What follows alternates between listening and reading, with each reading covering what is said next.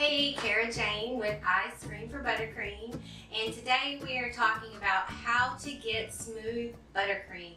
And I get asked this question all the time, and it's sort of a pain point of most people when they're starting out with buttercream and starting to decorate cakes and stuff. So I wanted to address this, and I wanted to give you all of my best tips for getting smooth buttercream. And I will tell you that whenever I was starting to decorate cakes, I would go online and Google everywhere about how to get smooth buttercream, and everyone had their favorite method that they would use. And I would try out different methods, and I would be so frustrated when someone's method didn't work for me. I kept thinking there's something wrong with me. I can't figure this out. But I just want to tell you, don't think that way. I did, and it just isn't helpful. What happens is that someone's method works for them, but it may not work for you. And you can take their method and sort of adjust it to fit your needs. So my point is take all of these tips and try a couple out. You can try all of them out if you'd like to, but try a couple out and see what works for you. But don't be frustrated if they don't all work for you. You're going to find the method that works best for you. So don't get disheartened. Just keep trying. It does take practice working with buttercream. It takes practice to get the texture that's necessary to get a smooth buttercream finish on your cake. So without further ado, let's get started with the buttercream tips. Alright, first I want to say that these tips are in no particular order. So just go through these and then find the tips you want to try first, and you can either try all of them or you can just try some of them. Just find what works for you. And also, before we start, if you are watching this from YouTube, I will put a link to my favorite vanilla bean buttercream recipe, and there will be a link in the blog post as well. Tip number 1 is to use the paddle attachment on your mixer. So if you have a stand-up mixer, you want to use the flat beater attachment. I call it the paddle attachment, but I believe that KitchenAid calls it the flat beater attachment. So that's what you want to use instead of the whisk attachment. The whisk attachment just seems to beat in a little bit more air, and you want your buttercream smooth, so I like to use the flat beater attachment. It just incorporates a little bit less air than the whisk attachment. Tip number 2, don't beat your buttercream on high. So I like to keep it around medium, and if you beat it on high, you're just whipping in a little bit more air, and I really don't know the science behind it, but I just try to keep it on medium. That way it's not beating in so much air.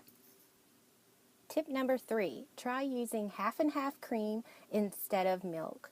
And so usually I like to use milk, but if I'm having a rough day with my buttercream, or maybe I just don't have any milk, I have used half and half cream, and it really seems to make the buttercream a little more creamy. So try that, see if you like it better than using the milk. It may not make much of a difference to you, but for me, I just noticed that it seems to be a little bit creamier if I use the half and half instead. So try that. Tip number 4, try using high ratio shortening. So if you are making a heat stable buttercream and you're replacing some or all of the butter in your buttercream with shortening, instead of using just the store brand shortening that you can get at a grocery store, try to see if you can find some high ratio shortening. A lot of times you have to go to a restaurant supply store, or you have to order it online if it's not available in your area, but it really does make a difference. You would not believe. I hesitated to do this for a long time, and then when I ordered some and tried it, it just made a huge difference. It is really a lot more creamier than just regular shortening, but try to use the high ratio shortening if you're making a heat stable buttercream. Tip number 5 is to use a flat rubber spatula. Now, this is going to sound a little bit weird to you, but what I like to do is after I have beat my buttercream, I will transfer it into a shallow container, like a little plastic, the Ziploc containers, and then I'll use my rubber spatula to mix it again by hand. And when I'm mixing it, I'm trying to sort of use my rubber spatula and smash down my buttercream. I'm trying to get out any air bubbles in there. So I just use the flat rubber spatula, mix it around by hand, and smash out all the air bubbles. It really does work. It sounds weird, but it really just seems to work better for me. Okay, tip number 6 is don't make your buttercream too thick. So you obviously don't want your buttercream too thin, or else it's not going to stay on the cake and it's just going to melt off. But if it's too thick, you're going to have trouble with bubbles. So you can see in this picture, this was the manly unicorn cake that I did, and my buttercream was just a little too thick. You can see some little bubbles here and there, and when you try to smooth buttercream that's too thick, it just seems like it's pulling on itself and it's causing these little air pockets or air bubbles in there. So if your buttercream is coming out with a little bubbles in it when you're trying to smooth it, you may just need to add a little bit more cream or a little bit more milk and just thin it down just slightly. Okay, tip number 7, make the icing that's between your cake layers a thicker consistency than the icing around the cake. And by thicker, I don't mean more icing in between the layers. I just mean the consistency. You want that to be a little bit thicker. For me, this helps a lot when I fill my cakes and stack them, and then I ice around the cake. I'm not going to get those ridges. I don't know if you've ever seen the ridges around the cake where you can see where the layers of the cake meet, but that's because the cake has settled and the icing in the middle is sort of squishing out a little bit. So if you make the icing a little bit thicker consistency between the layers, you're less likely to have those ridges showing through. Tip number 8 is to use a good buttercream smoother.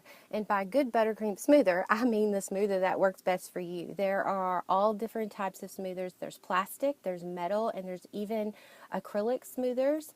And my favorite is actually that top plastic smoother. And it's probably the cheapest of the bunch that you can get, but it seems to really work best for me. This one is really tall. It can get around a taller tiered cake or a taller layered cake. And the metal one is good for certain purposes as well, and we'll talk about that in tip number 9. But just try to find a buttercream smoother that works best for you. People have different preferences, and so just use the one that you like the best. Tip number 9, use boiling water to heat your metal smoother. So if you're using the metal smoother, the neat thing about that is that you can boil yourself a pot of water. And obviously you can either leave it on the burner. You just don't want a lot of steam next to your cake, so make sure your cake's not sitting right next to your pot of boiling water. But you can dip your metal spatula in the water. You can dry it off a bit and then go around the cake with that. You're heating up your metal spatula, or you're heating up your metal smoother actually, and you're running it around the cake, and that's heating up the buttercream in it and smoothing it out. You'll really get a good smooth finish by using the heated metal smoother. Tip number 10 is to try to slow down when you're smoothing. So if you're going really fast, you may be causing some air bubbles to pop up. So try to smooth around your cake a little bit slower and see if that helps. Tip number 11 is to use the VIVA paper towel method on the top of the cake. And so I don't know if you've heard this, but a lot of people like to use this VIVA paper towel method around the cake and on top of the cake. It really helps with smoothing out the buttercream. I have found that I'm not very good with this method using it on the side of the cake. And so what it is Viva paper towels, they don't have a texture on them. And so once you've iced your cake and you let it set for a bit so that your icing has crusted over, you can use the paper towel, lay it on top of the cake and smooth it either with your hand or a flat fondant smoother. And I've found that that works great for the top of the cake. On the side, I can't seem to get it smooth that way. It works a lot better with a buttercream smoother or the metal smoother around the side of the cake. But for the top, I will use a Viva paper towel. Just lay it over the top. Use your fondant smoother to go around and lightly, like in a circular pattern, and try not to get too close to the edge because that will push the buttercream out a little bit. So you just want to lightly go over it, and it really does a great job of smoothing out the top of your cake. It's really important though to make sure that your icing has set up and sort of crusted over so that when you pull the paper towel off, it's not pulling the icing off with it. Bonus tip number 1 is to make sure that your buttercream is covered. So when you've got your buttercream in your bowl and you're getting ready to ice your cake, or you've iced the sides and you're not ready yet for the top, whatever it is, you want to keep your icing covered, especially if your icing is made with shortening, because it will crust over, which is a good thing once you've iced your cake and you need to smooth it with the Viva paper towel method. But it's not a good thing when the buttercream is in the bowl and crusting over, because when you go to add it to your cake, it's going to have little crystals in it, it's just not going to get as smooth. So you want to keep it covered when you're not using it. Bonus tip number 2 is to get yourself a turntable. And I have a turntable. I believe mine is the brand Winco, but it is a heavy metal turntable, and it works great. It has a really smooth turn to it. But if you're just starting out and you want to get something less expensive, you can get a Wilton turntable. You can go and get a coupon at Michael's or Hobby Lobby and grab yourself a Wilton turntable. They still work great. I have mine and I still use mine. So just make sure you get a turntable. That is really going to help you out with trying to smooth, especially the sides of your cake. Okay, last, I just want to tell you, you've got to practice and don't give up, because the first couple of cakes I did were terrible. I could not get the buttercream to work for me. But after you've practiced for a while, you're going to get used to what is working for you and what is not.